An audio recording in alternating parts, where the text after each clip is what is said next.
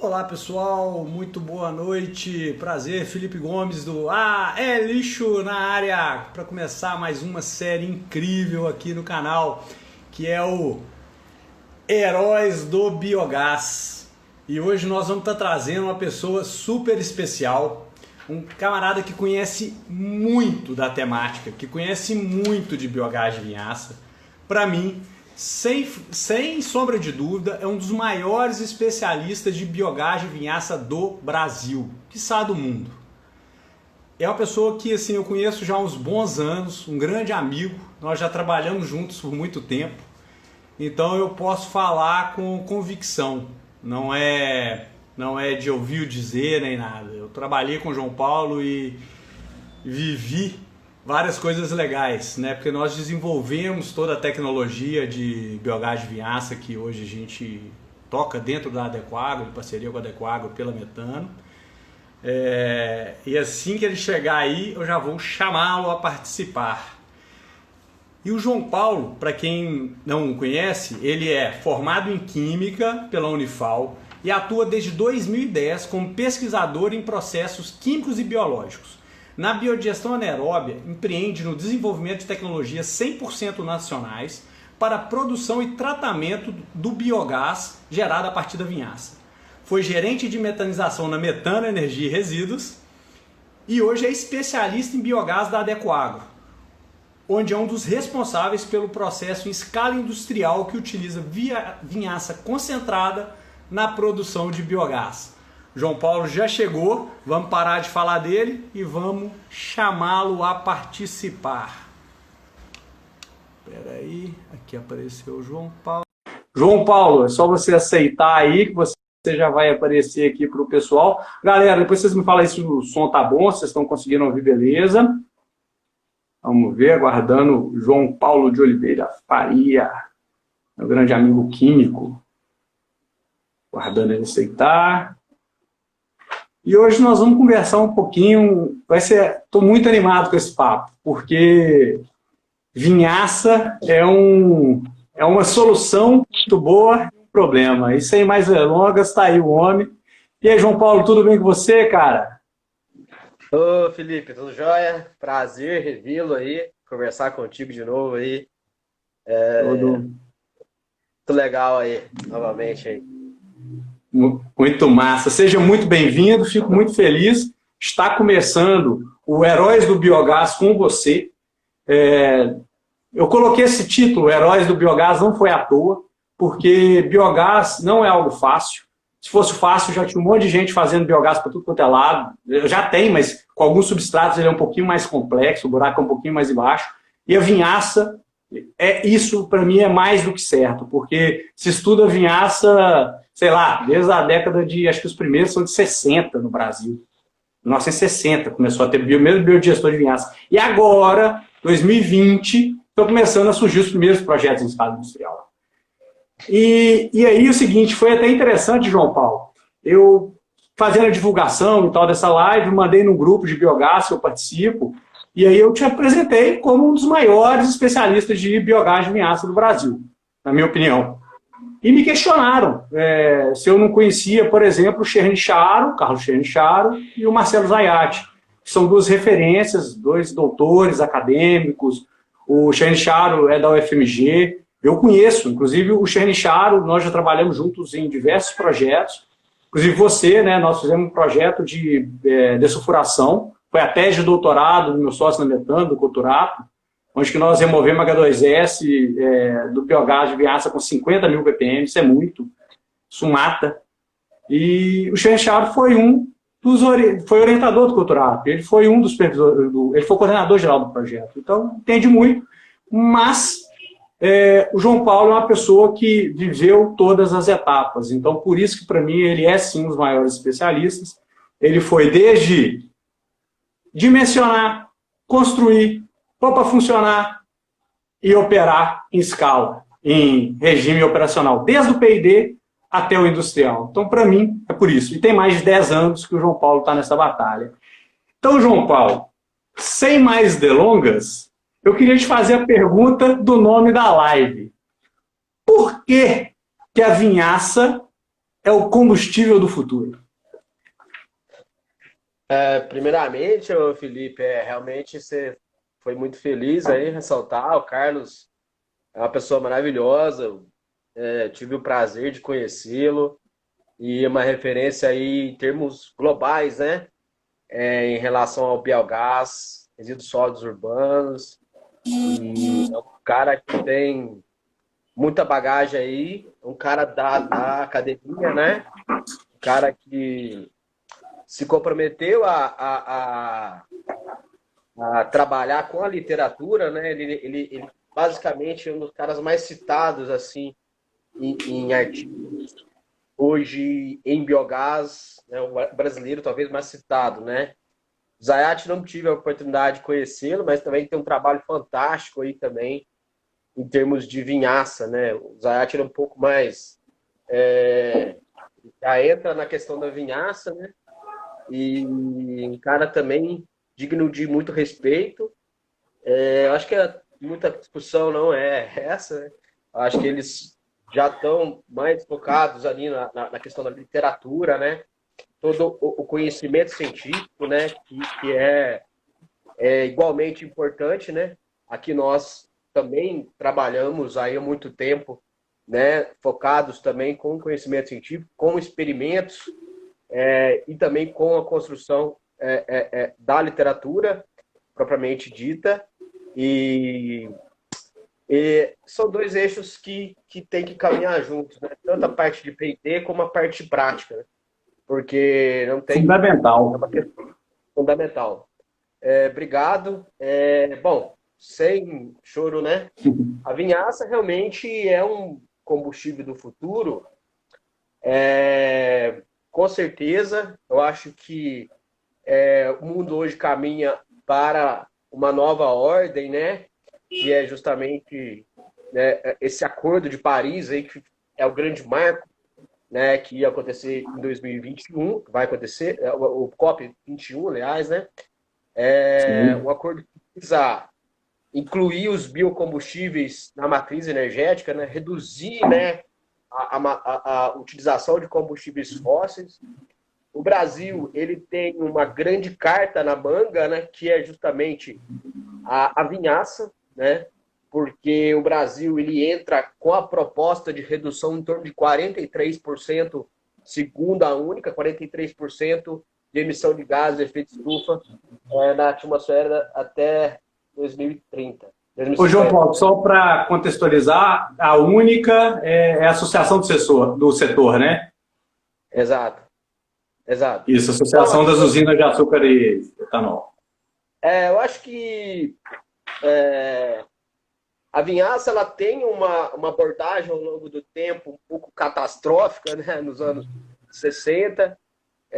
São eventos que muita gente tem um olhar diferenciado, né? Para isso, a galera fala, pô, mas as plantas não funcionaram, e etc. Então, existe uma incerteza de mercado e tudo, mas com certeza, por exemplo, são eventos que eles foram benéficos para hoje ter essa conversa aqui. São eventos que realmente por mais que tiveram essas questões que não foram para frente, né, em torno de desenvolvimento, evolução, eles foram referências para a gente aprimorar hoje, ter uma conversa um pouco mais aceitável a nível de mercado e reduzir toda a incerteza que foi gerada lá. Então, foram eventos importantes para a gente ter esse questionamento hoje. Inclusive, uma das plantas que eu tenho um carinho muito grande, assim, e que é um marco para mim também, foi a São Martinho, né, em 86, com o ASB lá. Então, tive o prazer de conhecer o pessoal que startou a planta. Foi um papo muito interessante que nós tivemos aqui e tentar entender as dificuldades que foi na época, né? A questão da inoculação. Pensa, em 86 não existia o Ayrton Senna, né? Pensa, era um mundo remoto, né, Gomes? Então, a tecnologia é um marco histórico para o biogás, com certeza. A vinhaça. A vinhaça trouxe os dados aqui que o Brasil prometeu nesse acordo, né? Ele vem com a promessa que até 2030, hoje, para vocês terem noção, hoje a produção de etanol no Brasil está em torno de 30 bilhões de litros por ano de etanol. O Brasil, ele afirma que até 2050 essa produção deve atingir aí em torno de 50 bilhões de litros. Então, é uma meta muito ousada. Isso de etanol, né? De etanol. Então, você tem aí o que é? Você precisa de área, expandir área, você precisa uma série de eventos para que se atinja esse objetivo, né? 50 bilhões de litros de etanol. Ô, João Paulo, você falando isso, cara, me vem muito uma coisa que a gente sempre comentou. Que, na verdade, uma usina de produção de etanol, ela não é uma usina de produção de etanol. O que ela produz muito mais que etanol? É a vinhaça, né? Assim, se ela vai produzir 50 bilhões de litros de etanol, quantos bilhões de litros de vinhaça ela vai produzir, cara? Realmente, uma boa pergunta. Hoje a literatura trata em torno de cada litro de etanol, em torno de 10 a 12 litros de vinhaça. Esse dado, ele depende do GL, do teor alcoólico do vinho. Né? Quanto maior for o GL, menos vinhaça gerada no processo. Mas aí, isso é um limitador, porque você não consegue hoje, as fermentações, hoje tem uma graduação alcoólica sempre trabalhando para aumentar esse GL, mas por ser uma fermentação por levedura, então tem um outro desafio à parte. Mas em torno de, se você pegar essa perspectiva que o Brasil prometeu, 50 bilhões de litros de etanol para 2030. Então, isso daria uma geração de vinhaça de 540 bilhões de litros. Né?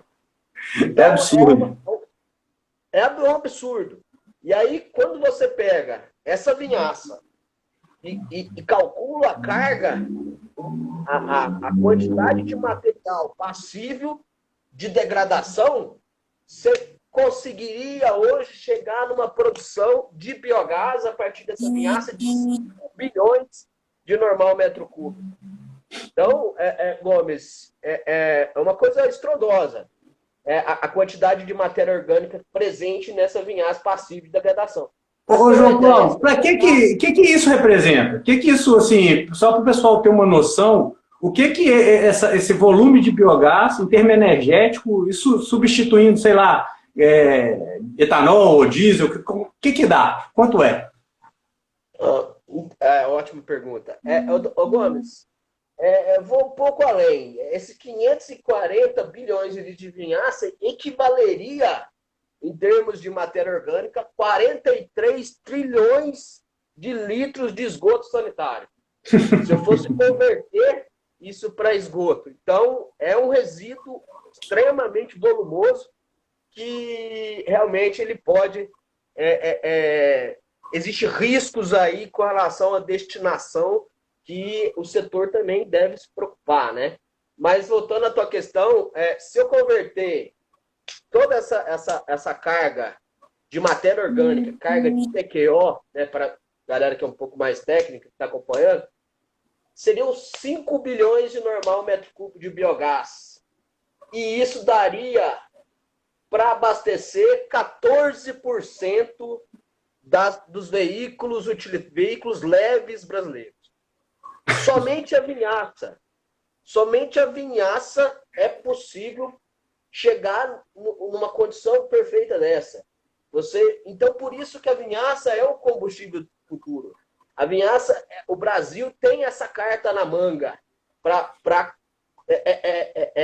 se bater essa meta que foi prometida, né, no COP21, e aí nós temos aí que ressaltar o RenovaBio, né, que é o programa brasileiro que está gerenciando, está fazendo a gestão subsidiando o setor e subsidiando aí projetos de cunho, desse mesmo cunho, né, de projetos renovados, para inserir novos biocombustíveis na matriz energética. Então, por isso, eu acredito muito no biometano. O biometano ele vai ser um produto... Ô, João Paulo, o que é o biometano? Conta para o pessoal, porque talvez tem gente que está assistindo que não sabe o que é o biometano. Fala para nós o que é o biometano.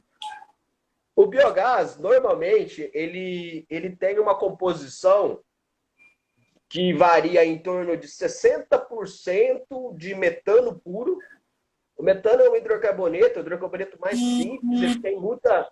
É o combustível, né, presente no biogás, e o restante, basicamente, é gás carbônico. Então, em torno de 30% ali é gás carbônico, o restante é alguns gases que estão presentes, vapor de água, etc.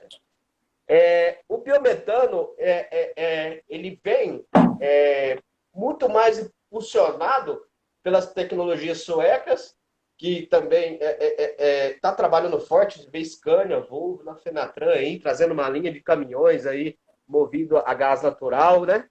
E a biometano. Então, o biometano, ele vem recentemente com uma estratégia para você utilizar o biogás como matéria-prima e aí você purificar, tratar o biogás, remover todos esses gases que não são combustíveis e deixar apenas o combustível puro. Purificar o biogás, transformar ele em metano puro, entendeu? E aí ele substitui gás natural 100%, correto? Exatamente. 100% aí, mas basicamente Isso, ele é equivalente, ele equivale praticamente ao gás natural. Exatamente. Uhum. Então, por isso que a vinhaça realmente o que a gente acredita que é um combustível do futuro, é um combustível que o Brasil hoje ele tem. Porque se você analisar numa perspectiva de matéria-prima para produzir biocombustível, por exemplo, a biomassa do setor, né, a vinhaça, o setor ele oferece uma gama, uma parcela muito grande de biomassa passível de produção de biometano. E aí nós temos o biometano não somente direcionado para veículos utilitários. Nós temos o biometano, hoje você vê caminhões aí, por exemplo, a Fenatran que teve caminhões de 400, 500 cavalos aí, rodando a gás natural, a biometano, líquido, etc. Então, hoje, a Suécia, ela impulsionou isso na Europa e a Alemanha também está subsidiando hoje as plantas que foram lá atrás desenvolvidas para a produção de energia elétrica para gerar biometano. Então, o biometano ele é um combustível que vai promover uma grande revolução e isso vai de acordo para atender todo que foi prometido para redução de gases de efeito estufa. O metano... João Paulo. Oi.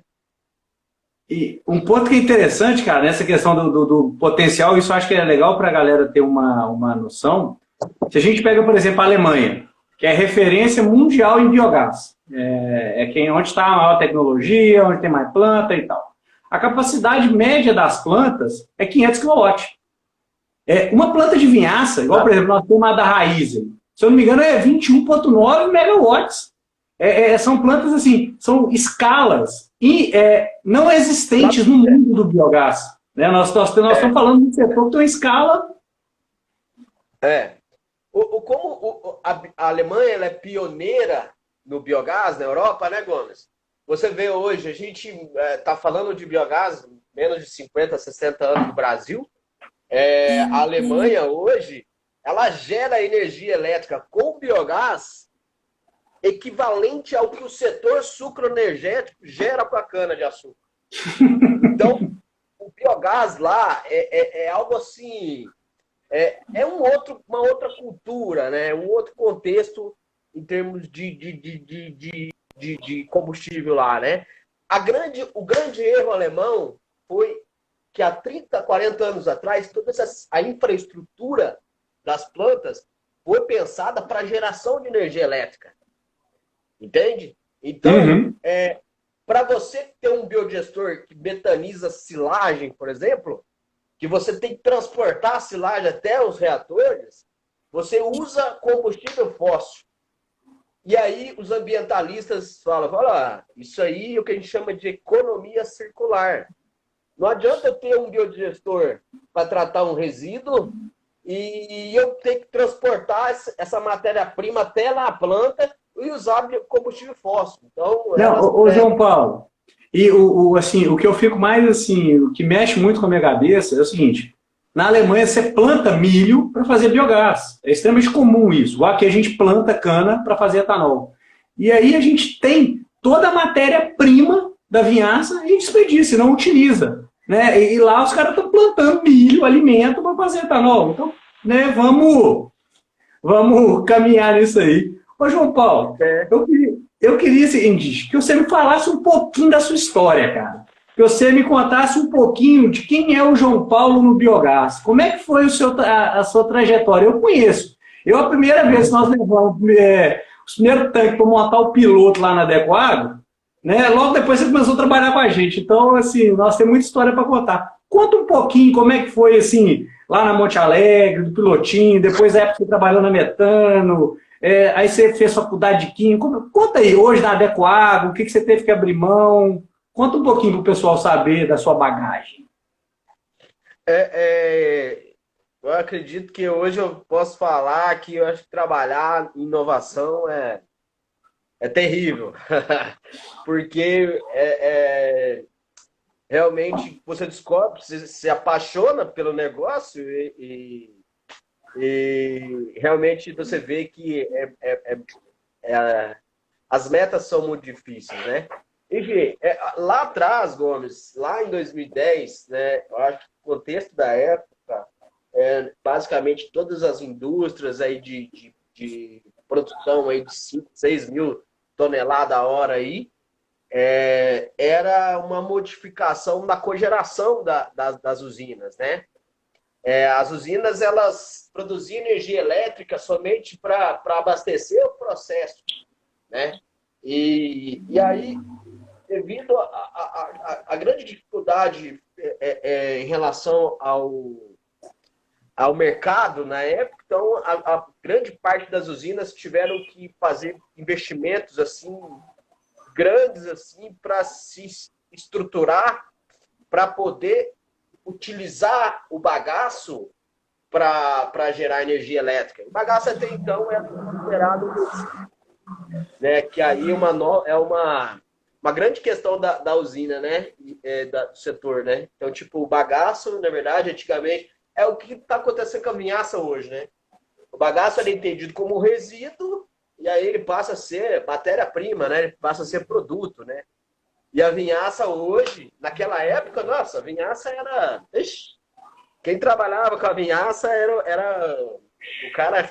Ele era conhecido pela usina toda, né? Mas... E tal. Então, naquela época, eu estava trabalhando na Monte Alegre e o trabalho era basicamente instalação de uma caldeira, né, grande lá para a gente potencializar a geração, aumentar a geração de energia. E aí o Donizete, grande amigo meu aí, não sei se ele está acompanhando aí, né, mas grande amigo nosso, ele me apresentou a vocês, né? Apresentou o Luiz Felipe Conturato e você. E aí, até então, eu não conhecia, né, sobre biogás. Isso era 2009, né, naquela época e tal, biogás de vinhaça, né, e tal. Aí eu lembro que o Donizete falou, João Paulo, a gente vai fazer um combustível da vinhaça. E aí eu quero que você... Então, se hoje a gente está aqui, pelo Donizete. Eu tenho um carinho muito grande por ele. E um grande amigo meu aí que eu carrego assim para a vida, né? Uma grande pessoa, um grande ser humano. E aí, ele me apresentou a vocês, né? O contrato havia chegado da Europa e tal, e a gente começa aí uma fase muito bonita, né? Uma fase que acho que nós, ali nessa época, nós pensávamos, queríamos a mesma coisa, queríamos o conhecer, porque o conhecimento é algo assim que ele, quando é entendido, uma estrutura de P&D, de pesquisa, ela é muito interessante, né? Você trabalha de peito aberto, né? Porque, basicamente, você quer a mesma coisa. Você quer o conhecimento, que o conhecimento é a grande questão. Não, e Então, foi um aprendizado muito grande, João, porque tanto tipo assim, a gente entendia de onde do biogás. Eu estava entrando no mundo do biogás, o contrato já tinha experiência de biogás de lixo, e de vinhaça a gente não sabia fazer. Tanto que eu lembro que ele fala muito que quando o Ronaldo chamou ele para fazer esse projeto, mandou uma mensagem para ele, falou, Contrato, esse trem que você está fazendo aí, não dá para fazer aqui com a vinhaça, não? Aí ele sempre briga e fala, Ronaldo, fede. Aí o Ronaldo falou, fede muito. Ele falou, então dá para fazer muito. Né? Então a gente não conhecia nada, não fazia nem ideia o que era biogás de vinhaça. Aí foi estudar e tal, né? E construímos aquele pilotinho. Conta um pouquinho do pilotinho lá, o que você viveu naquele pilotinho? O piloto, ele foi desde da parte da montagem, né? A gente montou o piloto assim, numa área um pouco mais afastada. E aí o Ronaldo Duarte tinha muito coração também, e aí Cabral, né? O Jojo estava junto com a gente, e um abraço para eles também. E a gente desenvolveu, montou o projeto, o contrato ele cabeçou, né? Isso, e foi um momento de muita paixão, né? A gente não conhecia muito bem desse tipo de fermentação, embora eu já tinha contato com outros processos de fermentação, assim. Eu lembro quando a gente chegou o material, né? A gente pegou um lodo de esgoto, né? E o lodo ele veio oxigenando no caminho. Então chegou lá o lodo quase morto e a gente passou horas, né? Dias dentro da usina e todo mundo pela causa, né? Então, assim, foi um momento que a gente fez uma amizade que já dura mais de, né, todo esse tempo. E a gente, depois, com o startup, né, posto em marcha, a gente percebeu que o lodo estava muito afetado pelo transporte, pelas condições de transporte. E a gente, bom, é um lodo de esgoto, né? Acostumado com baixa carga de matéria orgânica, e aí quando você muda, né, o tipo de alimento, você altera completamente a microbiota, né?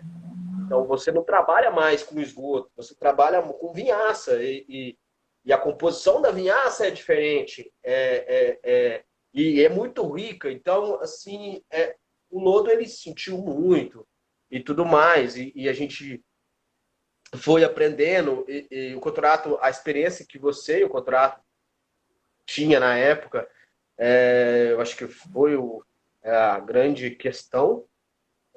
O projeto P&D, ele pesquisa e desenvolvimento, ele deu muitos frutos assim para a gente. A gente começou a lidar com pesquisa e desenvolvimento, né? E aí, igual eu te falei, e isso encaixa perfeitamente na questão inicial sobre o Jernicharo e o Zayat. Eles trabalham muito nesse foco, pesquisa e desenvolvimento. Quando você vai para a escala de negócio, você não está testando hipóteses, você tem que bater metas, né? Isso que a grande sacada. E você não tem mais aquele ambiente. Você perde. É igual aquele filho que nasce, né, no ventre da mãe, ele perde o contato com o ventre ali e ele não quer sair, tanto é que ele chora, né, quando ele sai. Não, então, e foi assim, a coisa que me marcou muito, cara, foi o seguinte, a gente custou para produzir gás, deu uma dificuldade danada, tivemos vazamento até mandar parar, e aí depois que a gente começou a produzir gás, aí nós fomos descobrir a qualidade do gás, que assim, não tinha nem aparelho para medir, era aqueles 50 mil ppm de H2S, aí virou outro P&D, que nós fomos estudar a parte da dessulfuração, né? Que aí também você tocou toda a planta de dessulfuração lá para a gente. Que também... Fala um pouquinho da planta de dessulfuração, rapidinho aí, como é que foi aquela planta de dessulfuração? Porque, igual você falou, teve vários eventos e todos os eventos, como é um processo de conhecimento, você está ali e tudo pode acontecer. Então foram eventos assim que foram maravilhosos. Quando a gente descobriu que realmente o gás ele tinha um alto teor de enxofre, por conta do tipo de usina, né, da produção de uma usina que sulfitava, etc. E tal, a gente montou o sistema de tratamento. Nós pegamos... foi um projeto que a gente fez com a Eficiência, né? A Eficiência, ela trabalhou, nos deu todo o respaldo, a gente desenvolveu o sistema. O sistema ele foi muito bem também, a gente teve bons resultados, mas foi um pequeno, como se diz? Um ajuste na curva ali, né? Mais um obstáculo que foi vencido. A gente sabia que algo a mais ia acontecer e tudo toda aquela euforia nossa do desenvolvimento, ele agora caía no processo novo, né? Então, por isso que eu falo, pesquisa e desenvolvimento é algo que mais tem, né? E é muito tranquilo, porque você testa a hipótese, né? Então, é isso que eu sempre falo, Gomes. Então, foi perfeito e a gente teve bons resultados e acabou que a gente escalonou, né? Que foi o momento que eu falo que a gente nasceu, a gente saiu do ventre da mãe e aí a gente chorou. Ô, João Paulo, só para ter uma ideia de escala, qual que era o tamanho do biodigestor piloto e qual que é o tamanho do digestor industrial hoje? Só para ter uma ideia do quanto aumentou. Porque essa era uma outra pergunta que eu ia te fazer agora. Como é que é essa etapa, tanto a parte de como é que é você passar do P&D para o business, que foi o que nós fizemos. Nós saímos de um pilotinho lá desse tamanho e fomos para um industrial, de uma hora para outra. Como é que foi isso? Conta um pouco dessa... E virou negócio, né? E é negócio dentro da empresa. Conta um pouco dessa mudança, dessa evolução. É a grande questão, Gomes. A literatura, ela tem um papel fundamental. Acho que, por exemplo, hoje a estrutura de negócio, a gente não pode passar o P&D. A gente não pode realmente... a pesquisa e desenvolvimento, ela realmente é factível, ela é importante. É um risco muito grande você já ir para um negócio, para a estrutura de negócio. Toda a bagagem, todo o aparato que a gente conseguiu realmente foi em função do P&D. O P&D é uma coisa completamente controlável. Você controla, por exemplo, a composição da vinhaça, você controla muito facilmente todas as variáveis do processo, você tem uma estrutura de controle muito grande. Então, é algo que você observa a característica do seu processo biológico, você observa um evento que é decorrência de algo muito controlado. Quando você parte para a estrutura de negócio, o reator ele adapta ao negócio. Ele não é mais, não é o efluente, não é todas as variáveis, não é todos os sensores que se adaptam ao reator. Então, agora quem tem que adaptar é o próprio reator, né? Com a característica da usina. Uhum. E isso isso que eu acho que é algo que muita gente não entende, e é algo que, por exemplo, um cara que trabalhou na parte acadêmica, ele é difícil dele absorver isso. Porque hoje você pega, por exemplo, como que ocorre a entrada de matéria-prima? Você tem glebas, por exemplo, que a estrutura do solo é diferente. Você tem uma composição do caldo, que ele é oscilante. você tem toda a variação do processo, você tem... então, isso tudo, ele promove uma bagunça muito grande, e aí que está. A estrutura de pesquisa e desenvolvimento te fornece o aparato cognitivo e te dá base para poder ter um tato ali, para saber. Mas a grande questão é como você se identificar onde você está, nessa bagunça, e saber o que você tem que fazer para chegar, para ter um saldo positivo no sistema. Então, e sabendo que muito mais... E a vinhaça, ela é um processo, é um efluente que, por exemplo, quem é formado, por exemplo, em resíduo sólido urbano, tem, por exemplo, que trata esgoto, ou trata resíduo sólido urbano, ou trata material sólido, que está acostumado com reatores, com tecnologias convencionais, com tecnologias consolidadas, ele não consegue, ele tem dificuldade para entender o processo que ocorre com a vinhaça. Ô, João Porque Paulo, o processo é completamente diferente, em termos de velocidade, etc. e a vinhaça, ela altera muito, né? Então, assim, mudou a rota de processo, muda a característica da vinhaça, que é o gestor sofre, né? Você tem que foi justamente o que você falou, lá no pilotinho a gente tinha lá um tanque pulmão, que a gente conseguia resolver os BOs. Depois, quando você vai para o business mesmo, para o negócio, você não tem o que fazer, você tem que processar a vinhaça como ela vem, e ela oscila muito no processo, correto? Você não tem uma homogeneidade. Exatamente, ela oscila demais. O processo ele varia muito, etc e tal. Não que isso não seja... como se diz? Não que isso seja ruim do ponto de vista de degradação, de ponto de vista de produção de biogás, não. Você tem que saber ter os cuidados para você interferir no seu processo, para que o seu processo não desestabilize. Entende? Então você tem que saber, por exemplo, eu entro com uma característica nova, a minha microbiota, porque as bactérias é uma cultura mista, né, Gomes? Nós temos uma gama de micro-organismos. Se você alimenta, igual a gente. Se eu alimentar só de hambúrguer, né, eu vou ficar extremamente grande, assim. Se eu alimentar uma comida mais saudável, eu vou ficar no shape, igual eu estou hoje. Então, é a mesma coisa o reator, o digestor. O digestor, você muda a cultura de micro-organismo. Então, você tem que saber isso e tem que saber o que fazer para manter a produção. E a grande questão, você não está testando hipótese. Você não pode trabalhar na perspectiva de testar hipótese. Você já passou da fase de P&D.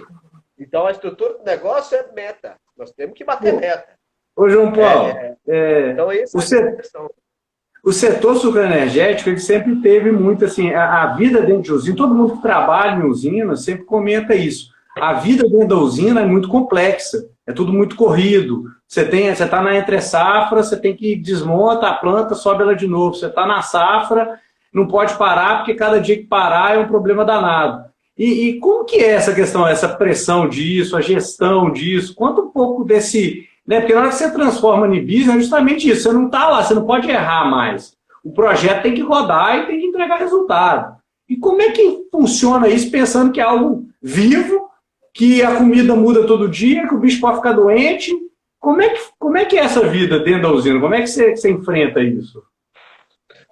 É a grande questão, né? Igual eu falei. Um cara que vem de um tratamento de resíduo sólido, ele que vem, por exemplo, da parte acadêmica, ele não se adequa ao business, viu, Gomes? Porque o business é o grande desafio. Você está ali e entender que existe essa atmosfera que realmente é o que é o final da história, né? E é algo que tem que acontecer mesmo, a gente tem que desapegar mesmo da pesquisa e tal. Nós tivemos bastante tempo aí para trabalhar, né, a pesquisa, e realmente é uma estrutura um pouco que de aprendizado. Né? Eu aprendi muito essa parte, embora eu já tenha contato com usina desde 2004, trabalhando no setor. Quando você vai para a parte de inovação no setor, é um desafio muito grande. Porque existe todas as... Não é somente o seu processo biológico que você tem que cuidar. Né? Você tem que sacar muito o que está acontecendo no processo. Você tem todos os desafios aí de adequação do sistema à gestão, né? Então, não é algo assim de aprendizagem, é algo que você aprende muito, muito mesmo, mas você aprende muito mais com o erro, muito mais no dia a dia, na batalha, na dificuldade, etc. e tal.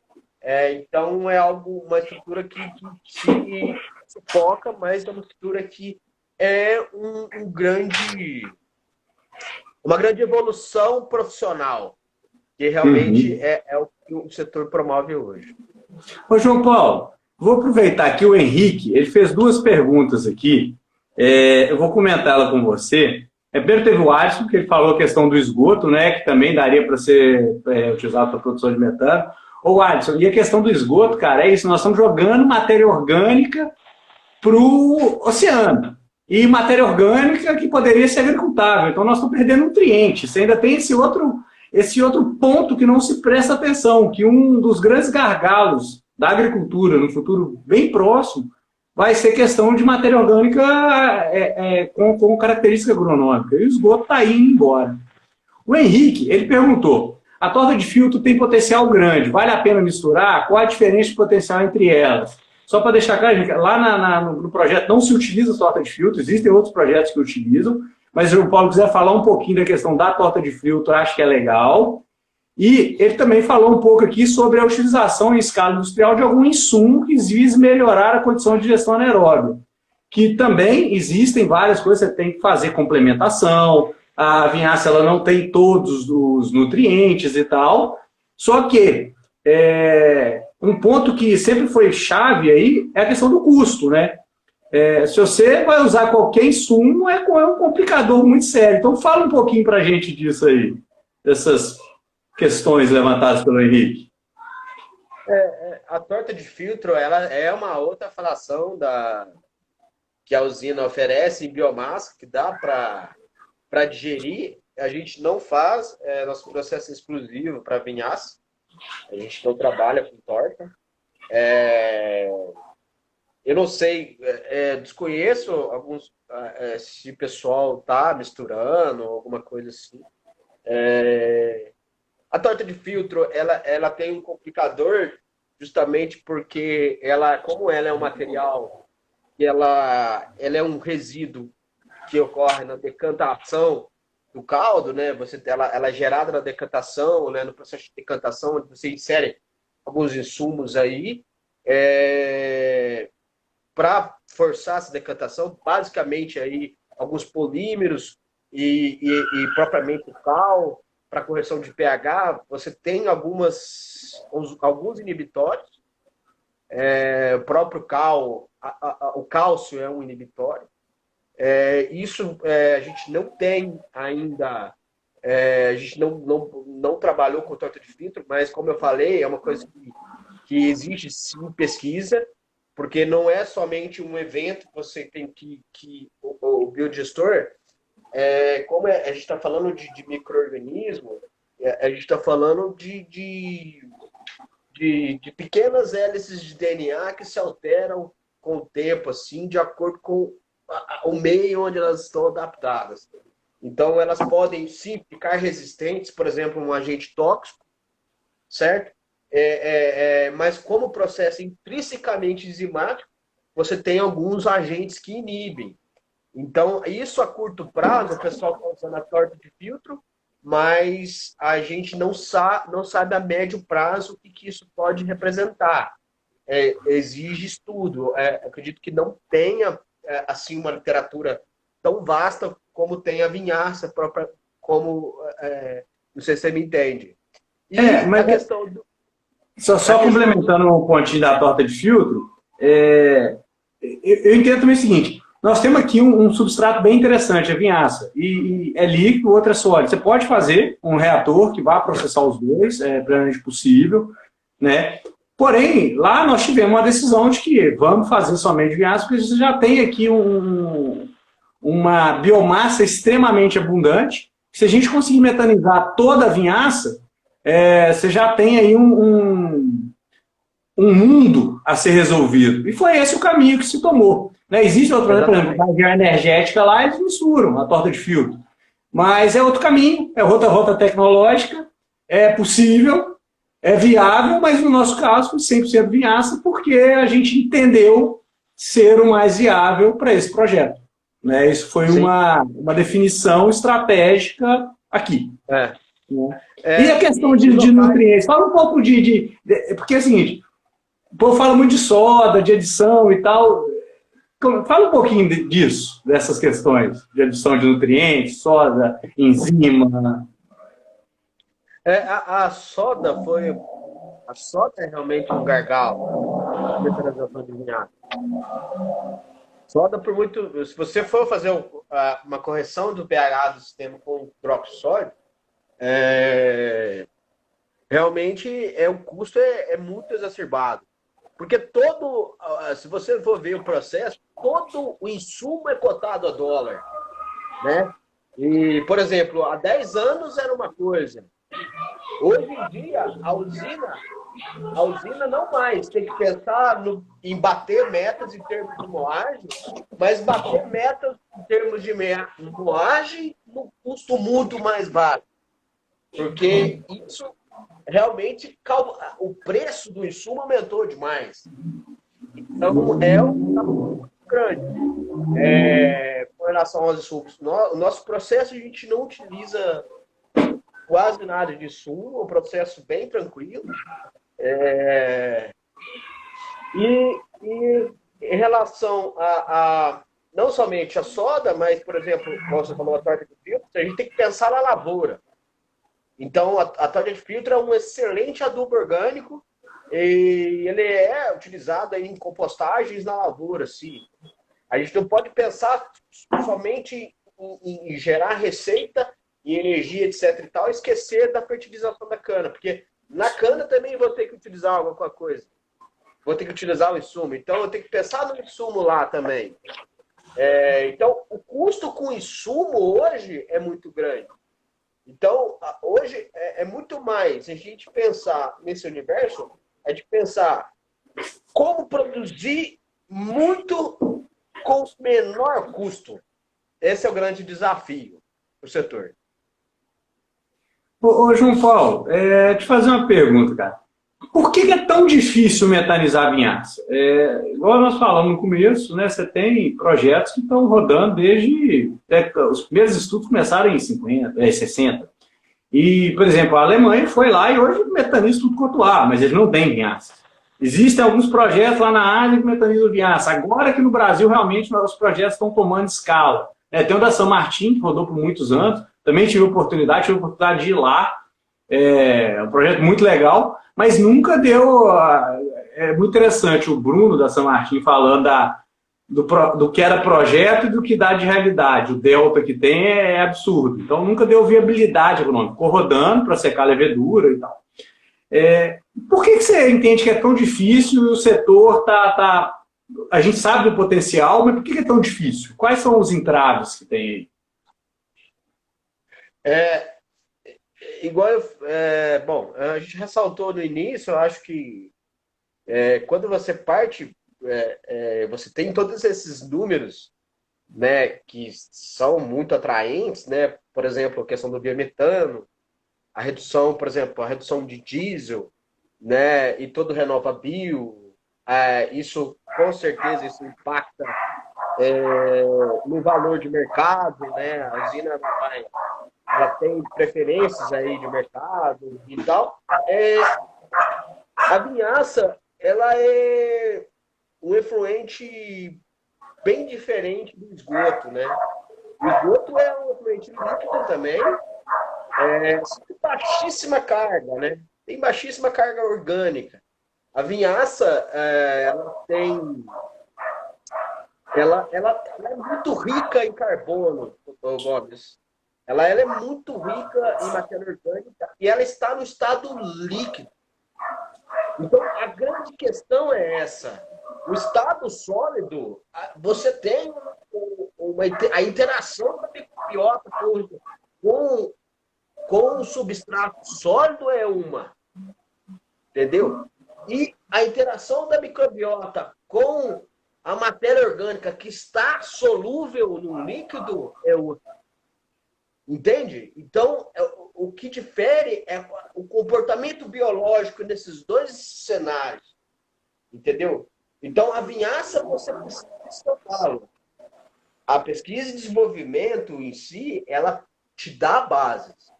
Mas quando você vai para a estrutura de negócio, no business, você vai ver que as coisas são diferentes. E aí, a vinhaça, você tem que tomar certos cuidados. Você realmente... E aí não é só, por exemplo, o que a literatura fala, 0,35 normal, 0,33 normal metro cúbico por quilo de DQO. Sim, mas essa estequiometria eu estou considerando um processo de oxidação. Né? Então, hoje existe, não é um processo de oxidação, você tem vários processos de redução, você tem que tomar cuidado, existem vários cuidados ali que você tem que tomar com a vinhaça, porque é um efluente que ele é muito concentrado.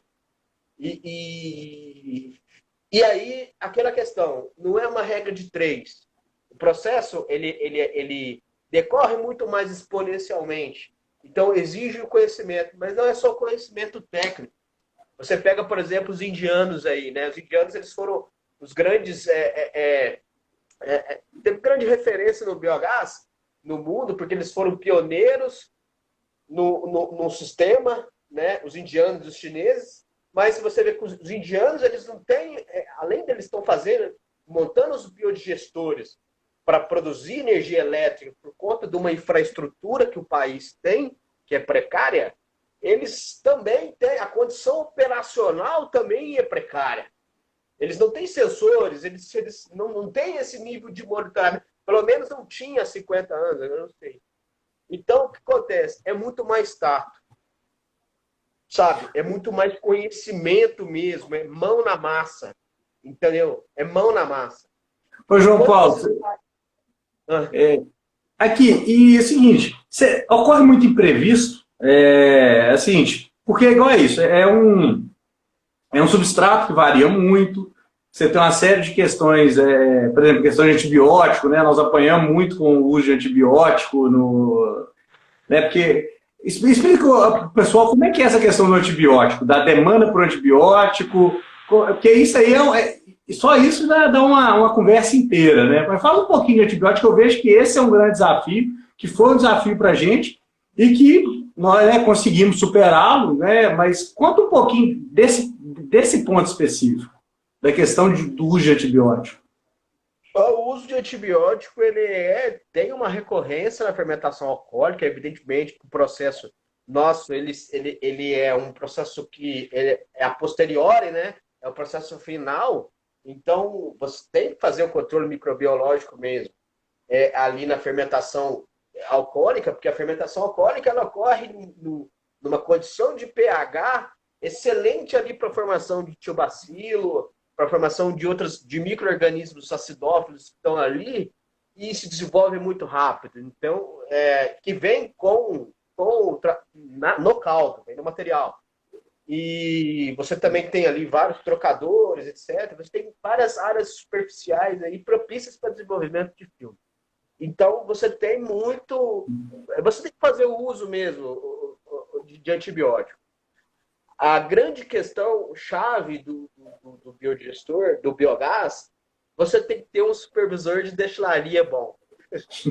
Um cara que realmente conhece. E aí a gente tem uma pessoa aqui fantástica, que é a Paula, uma pessoa maravilhosa. E ela é uma pessoa que realmente tem conhecimento mesmo, né? Igual o Augusto também, outra pessoa maravilhosa, que tem conhecimento. Porque se não tiver, não saber como tratar a fermentação alcoólica, não ter conhecimento de fermentação alcoólica, você começa a sobrecarregar seu sistema com antibiótico. Agora, existem vários antibióticos que você pode utilizar que não faz mal no biodigestor, né? Por exemplo, os oxidantes aí, né? Por exemplo, muito utilizado, dióxido de cloro, etc e tal. Só que são antibióticos que, além de eles ser fracos, eles agridem também o fermento um pouco. Então, acaba que você tem que fazer com os sintéticos. Então, para esse caso, é um caso que a gente tem estudado bastante, mas, a princípio, a gente considera que essa fração da vinhaça a gente não pode recuperar enquanto a gente não tiver uma resposta a médio prazo aí sobre como a gente vai tratar. Porque realmente o biodigestor, os micro-organismos, alguns antibióticos sintéticos, eles são extremamente prejudiciais para o processo. Ô, João Paulo, olha só, nós já estamos aqui caminhando para o final, né? Daqui a pouco o Instagram, né? Nós estamos aqui já com 56 minutos de live, então devemos ter mais 4 minutos, algo mais ou menos assim. Assim, você passou aí, tem seus últimos 10 anos enfurnado, mexendo com biogás de vinhaça. Né? Você vê como que isso é tratado pelo setor, como é que isso pode influenciar o setor e como é que influencia. Né? O RenovaBio está aí para provar isso, né? Os projetos estão aí nascendo. Né? A Adecoagro é prova disso, a Geoenergética é prova, a Raizen é prova. São vários projetos em escala que estão tocando. Para onde que você acha que isso vai caminhar, cara? Onde que você vê assim, que esse setor está indo? Como é que você imagina daqui 5, 10 anos? Qual que é a sua visão de futuro para o mercado de biogás de vinhaça? Eu acredito assim muito que todas as plantas vão caminhar bem. É um desejo nosso, né? Que todas caminham bem, né? Tenham resultados positivos aí, porque realmente esse número que eu apresentei no começo, 14% dos veículos leves, evidentemente que eu estou aqui desconsiderando, apenas um cálculo qualitativo, lógico, está muito inicial. É algo que é para revolucionar, Felipe. É o que o setor precisa. O setor sucroenergético precisa. Isso vai dar uma estabilidade excepcional para o setor. Vai ser a saúde do setor vai ser muito boa.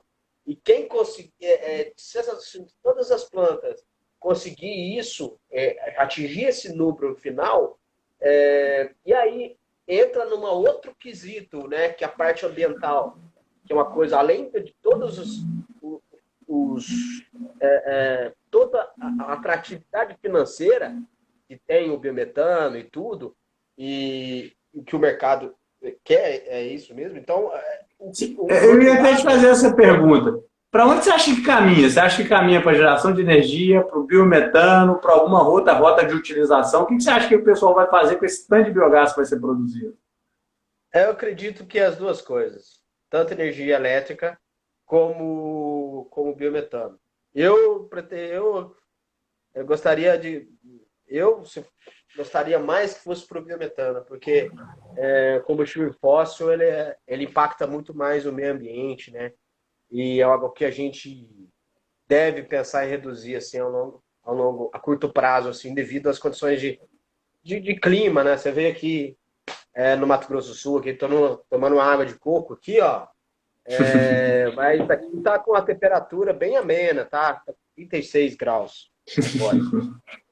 Então, mas qual que você acha que é mais viável para o setor? Você acha que o quê? O que daria mais dinheiro para o setor? Seria mais interessante? Para onde o setor, na sua opinião, deveria caminhar? Para o biometano, isso também, por exemplo, em questões econômicas, o financeiro, você acha que seria por aí mesmo? Eu acho que, na minha opinião, acho que as duas coisas são carentes aí, viu? Que poderia ser utilizado. Eu gostaria que fosse o biometano. Um combustível limpo e tal. Temos 30 segundos, João Paulo. Dá seu recado final, despede da galera, e temos 22 segundos. Beleza, pessoal? Um abraço, Gomes. Foi um prazer aí poder conversar com você em tanto tempo aí. Amizade maravilhosa. Um abraço e parabéns aí pelo trabalho também. Eu acho que muito bacana e uma honra poder